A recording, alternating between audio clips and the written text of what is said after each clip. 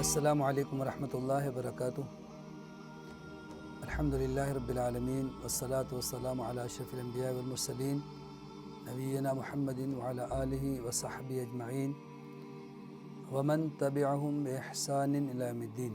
رب اشرح لی صدری ویسر لی امری واحلل عقدۃ من لسانی یفقہوا قولی رب زدنی علما۔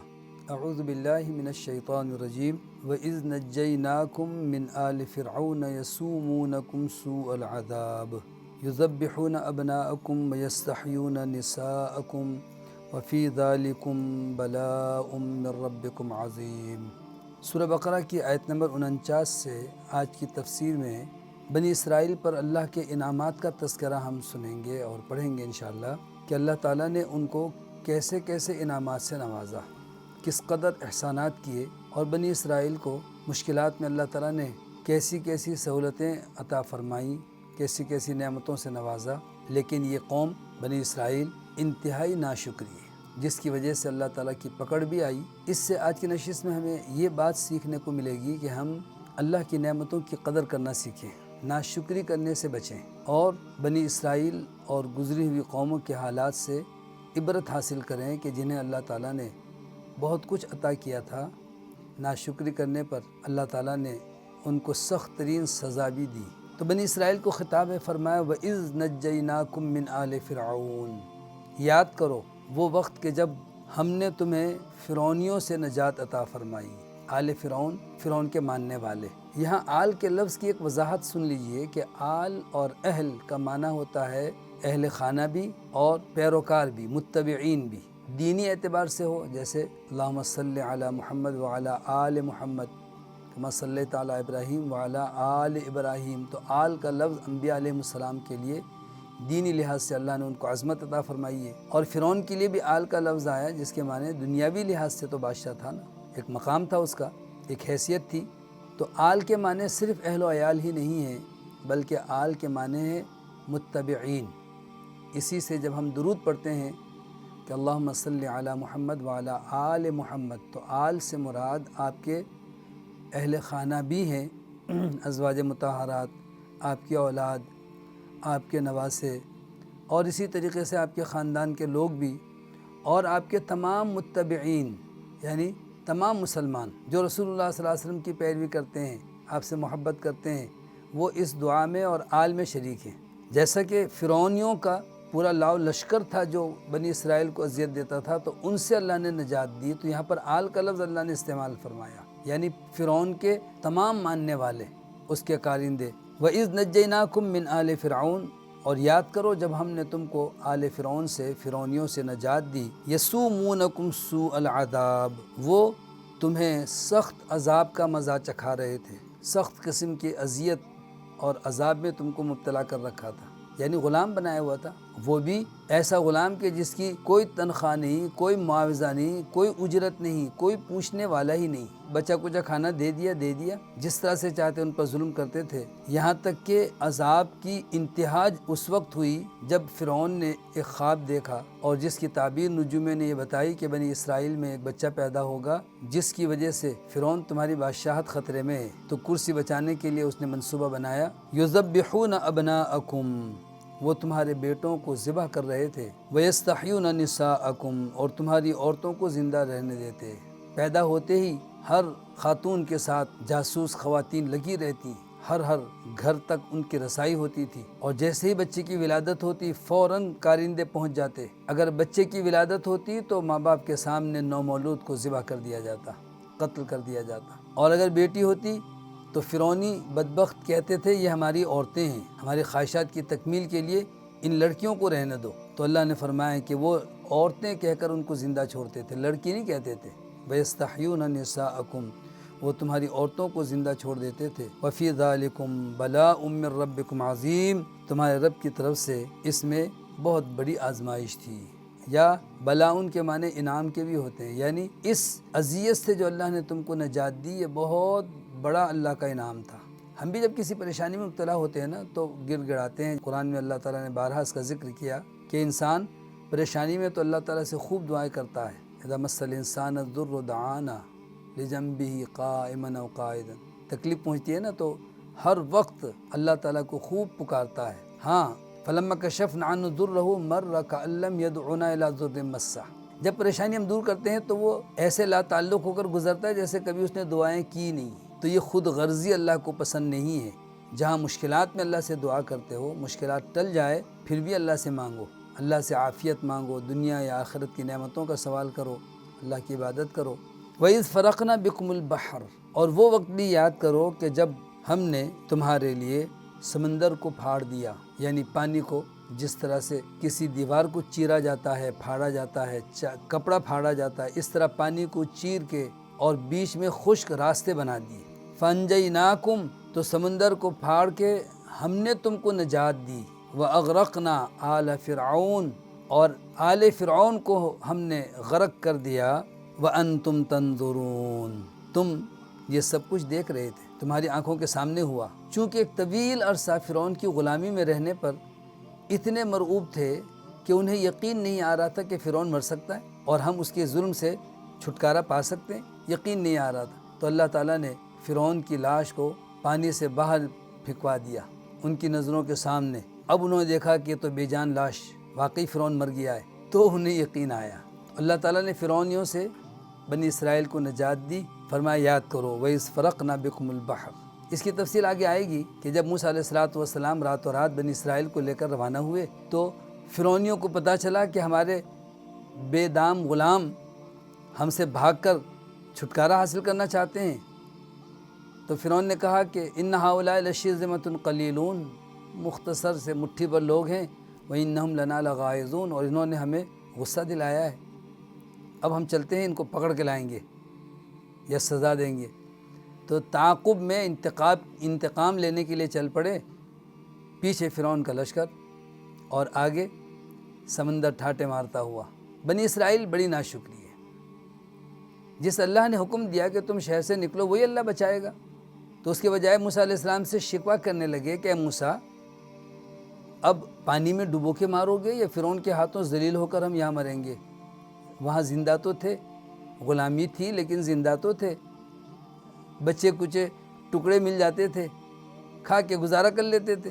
اب یہاں اس جنگل بیابان میں، اس وادی میں، اب بتاؤ ہمیں کس جگہ تم نے لا کر پھنسا دیا؟ جناب موسیٰ علیہ السلام بڑے تحمل سے کہتے ہیں کلا ان معی ربی سیہدین، ہرگز نہیں، میرے ساتھ میرا رب ہے، وہ میری رہنمائی فرمائے گا کہ اب ہمیں کرنا کیا چاہیے۔ آگے پانی ہے، پیچھے دشمن ہے، یہاں پر ہمیں خود بھی اپنا عقیدہ مضبوط اور درست کر لینا چاہیے اور اپنے بچوں کی بھی تربیت کریں کہ جب ایسی جگہ ہم پھنس جائیں جہاں نہ آگے بڑھنے کا راستہ ہو نہ پیچھے ہٹنے کا راستہ ہو، جب کبھی ایسی مشکلات اور ایسی پریشانیاں ہمیں گھیر لیں کہ چاروں طرف سے ہم مایوس ہو جائیں تو بھی اللہ سے مایوس نہیں ہونا چاہیے۔ دیکھیں انبیاء علیہ السلام کا ایمان کیسا پختہ کہ فرماتے ہیں ہرگز نہیں، ہمیں اللہ تعالیٰ نے ہلاک کرنے کے لیے تھوڑی حکم دیا تھا۔ پانی ہے، پانی ہمیں کچھ نہیں کر سکتا، دشمن ہمیں کچھ نہیں کر سکتا، اللہ تعالیٰ محفوظ راستہ بتائے گا کہ وہ راستہ کس طرف ہے۔ چنانچہ اللہ تعالیٰ نے راستہ بتایا اور فرمایا کہ اس پانی پر اے موسیٰ اپنا عصا مارو۔ موسیٰ علیہ السلام نے جیسی اپنی لاٹھی پانی پر ماری تو وہ پانی پھٹ گیا، جس طرح سے کوئی جمی ہوئی چیز پھٹ جاتی ہے، اور بیچ میں سے خشک صاف ستھرے راستے بھی بنے، تو 12 راستے بن گئے 12 قبیلوں کے۔ ہر ایک قبیلے نے بڑی آسانی کے ساتھ اس راستے سے عبور کر کے فرعون سے نجات حاصل کی۔ ابھی قوم آدھے راستے پہنچی تھی کہ فرعون کا لشکر ساحل پر پہنچ گیا، دیکھ کر حیران کہ جن کو ہم پکڑنے آئے تھے یہ کون سی قوم ہے، یہ پانی کے بیچ میں چل رہی ہے۔ اگر تھوڑا سا شعور ہوتا تو فرعون وہیں سے پلٹ جاتا، لیکن گیدڑ کی جب موت آتی ہے نا وہ شہر کا رخ کرتا ہے، تو یہ بھی پانی میں آگے بڑھنے لگے اور کہنے لگے ہم ان کو جانے نہیں دیں گے۔ بعض تفسیر سے معلوم ہوتا ہے کہ فرعون تو جھجک رہا تھا، لیکن اس کے وزیروں نے اس کو مروایا کہنے لگے بادشاہ سلامت، آپ کے حکم سے تو یہ پانی رک گیا ہے، آپ کیوں سوچتے کیا ہیں؟ چلیں۔ جب فرعون کا گھوڑا پانی کے خشک راستے پر آگے بڑھا اور پورا لشکر فرعون کا جب بیچوں بیچ میں آ گیا تو اللہ نے حکم دیا، اللہ نے موسیٰ علیہ السلام پر نہیں چھوڑا کہ اے موسیٰ جب تم پار چلے جاؤ تو دوبارہ پھر تم لاٹھی مارنا تاکہ پانی رواں ہو جائے، کہیں فرعون باہر نہ نکل پائے۔ یہ کام موسیٰ علیہ السلام کے ذمے نہیں تھا۔ موسیٰ علیہ السلام کے ذمے تو صرف یہ تھا کہ آپ عصا مارو، راستہ بن جائے گا، آپ اپنی قوم کو لے کر اس کو عبور کرو اور پار چلے جاؤ بس۔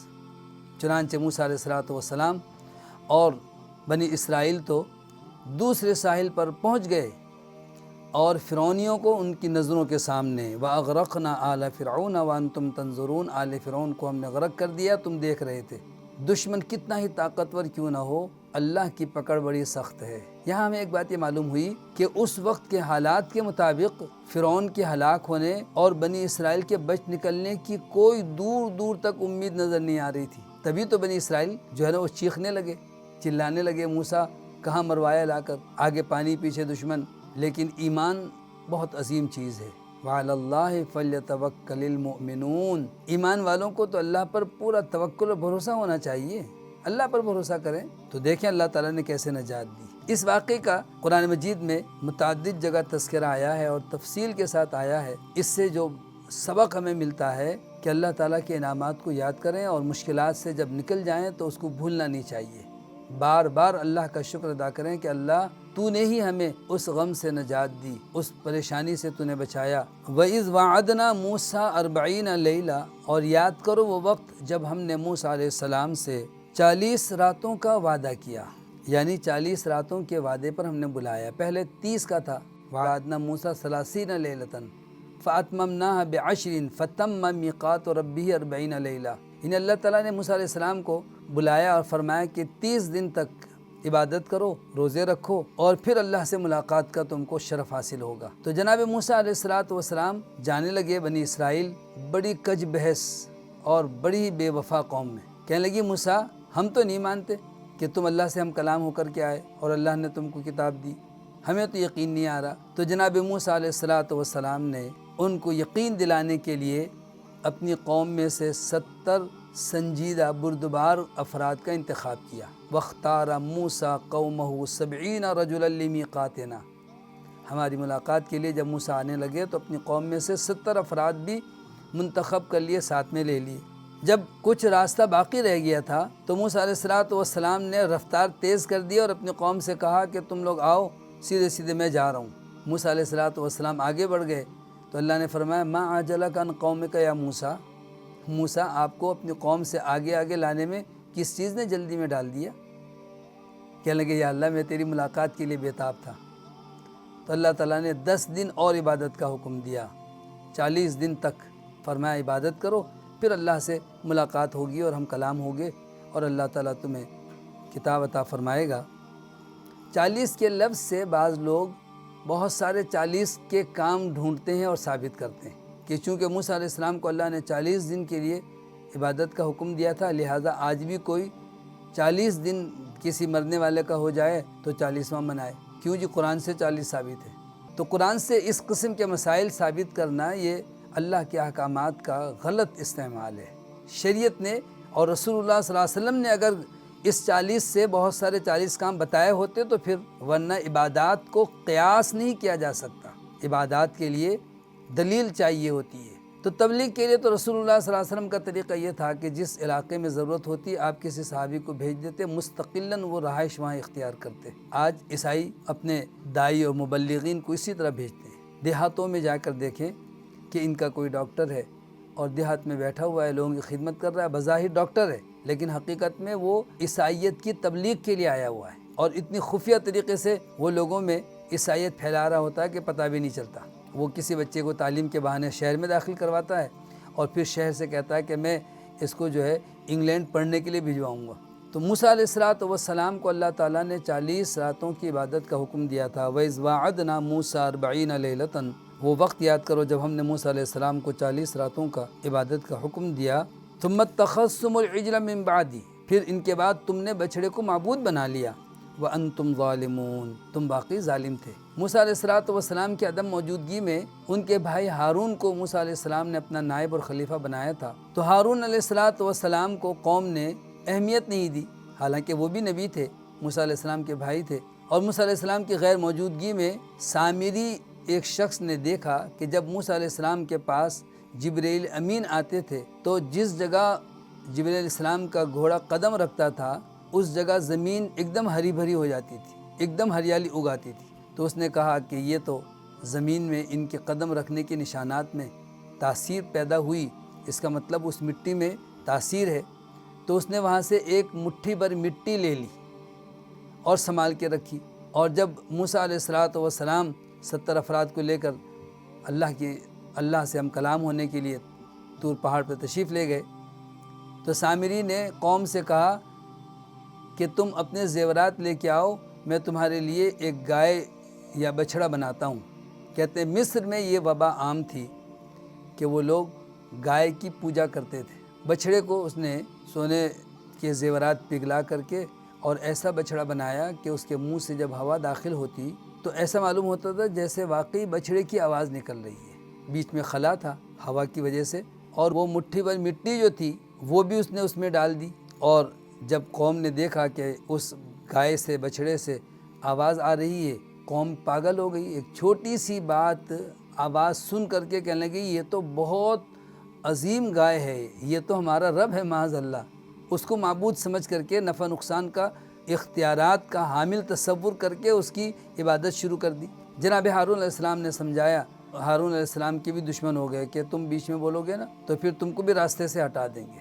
جناب ہارون علیہ السلام ڈر گئے، ایسا نہ ہو کہ کچھ لوگ قتل کرنے کے در پہ ہوں اور کچھ لوگ ان سے لڑنے کے لیے تیار ہو جائیں اور پھر خوریزی ہو، اور جناب موسیٰ علیہ السلام آ کر یہ کہیں گے میرا انتظار بھی نہیں کیا، تم نے یہ کیا کر ڈالا، تو پھر وہ اس لیے خاموش ہو گئے۔ تو اللہ نے فرمایا کہ اس وقت کو یاد کرو کہ ثم اتخذتم العجل من بعدی، تم نے ان کے بعد یعنی موسیٰ علیہ السلام کے جانے کے بعد ان کی غیر موجودگی میں بچھڑے کو معبود بنا لیا، وانتم ظالمون، تم نے ظلم کیا تھا، بہت بڑے ظالم تھے۔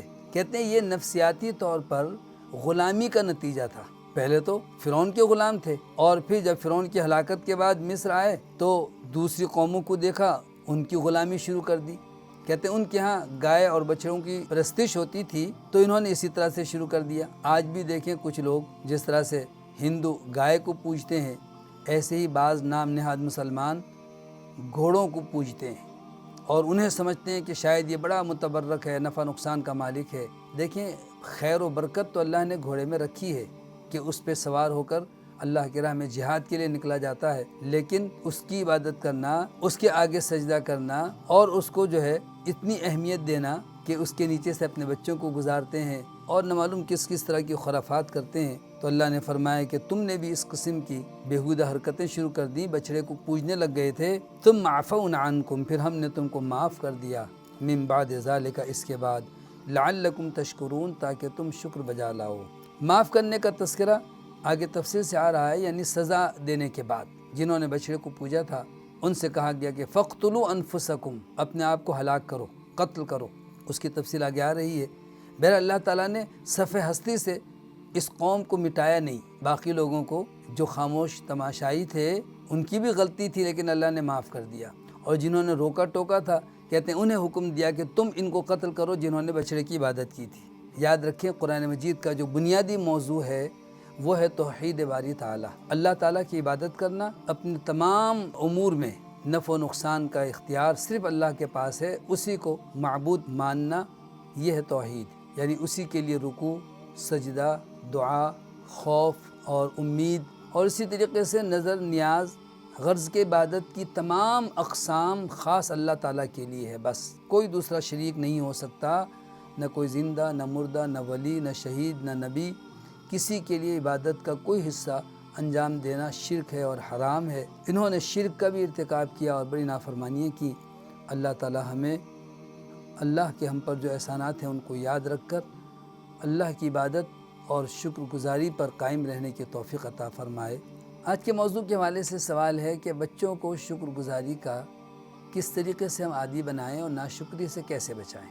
تو دیکھیں اللہ تعالیٰ کا اصول یہ ہے، اللہ نے فرمایا لئن شکرتم لازیدنکم، تم شکر گزاری کرو گے تو میں اور زیادہ عطا کروں گا، وَلَئِن كَفَرْتُمْ و ناشکری کرو گے اِنَّ عَذَابِي لَشَدِيدٌ تو میری پکڑ بڑی سخت ہے۔ اس سے کیا معلوم ہوا کہ بچوں کی تربیت کے لیے یہی اصول ہونا چاہیے کہ جب بچے کو آپ کوئی بھی چیز دیں اور وہ شکر ادا کرے اور شکریہ کہے اور خوش ہو، تو آپ اس میں کچھ تھوڑا سا اضافہ کر دیں، مزید کوئی چیز دیں یا وعدہ کر لیں کہ اچھا ماشاءاللہ آپ کے لیے اور چیز بھی آئے گی۔ اور اگر کوئی بچہ یہ کہے کہ بس یہ اتنی سی چیز، تو پھر انہیں آئندہ کے لیے تنبیہ ہو، تھوڑی سی سختی کریں اور ان سے کہیں کہ اچھا یہ چیز بھی اگر نہیں ملتی پھر یہ واپس کر دیں، آپ چھوڑ دیں۔ یہ بچپن سے بچوں کو چھوٹی چھوٹی چیزوں پر شکریہ ادا کرنا اور دل سے اس چیز کی قدر کرنے کا طریقہ سکھائیں۔ دیکھیں یہود و نصارہ میں جو کہ باغی ہیں، سرکش ہیں اللہ کے، بہت ساری ان میں برائیاں ہیں، وہیں کچھ خوبیاں بھی ہیں۔ ان کے ہاں یہ کہ چھوٹی سی غلطی پر بھی وہ دوسرے سے معذرت کرتے ہوئے شرماتے نہیں ہیں، چاہے کوئی بچہ ہی کیوں نہ ہو، فوراً سوری کہیں گے۔ اور اسی طریقے سے کوئی کسی کے کام آ جائے تو فوراً وہ شکریہ ادا کرتے ہیں، تھینک یو کہتے ہیں۔ ہم جو ہے اس میں شرماتے ہیں، خاص کر کے میاں بیوی ایک دوسرے سے یا ماں باپ اپنی اولاد سے لفظ شکریہ کہنے کو اپنی توہین سمجھتے ہیں، کہتے اس میں کیا، بیٹا ہے کام کرے گا، بیوی ہے اس کا کام ہے کھانا پکانا۔ ارے بھائی اگر آپ نے یہ کہہ دیا کہ بیگم آج کھانا بہت اچھا بنایا، بہت شکریہ، تو ہم خود بھی اپنے آپ کو شکریہ کا عادی بنائیں اور بچوں کو بھی، اور کوشش کریں کہ جب بچوں میں شکریہ ادا کرنے کی اور اللہ کا شکر ادا کرنے کی جو ہے عادت آ جائے تو اس کو چھوڑنا نہیں ہے، اور اگر اس میں کمی کوتاہی ہو تو تنبیہ کریں، تاکہ بچے بچپن سے ہی اللہ تعالیٰ کا بھی شکر ادا کریں اور بندوں کے ساتھ بھی شکریہ کا معاملہ ان کا جو ہے پختہ عادت بن جائے۔ اللہ تعالیٰ ہمیں اپنی اولاد کی صحیح تربیت کی توفیق عطا فرمائے۔ وآخر دعوانا الحمدللہ رب العالمین۔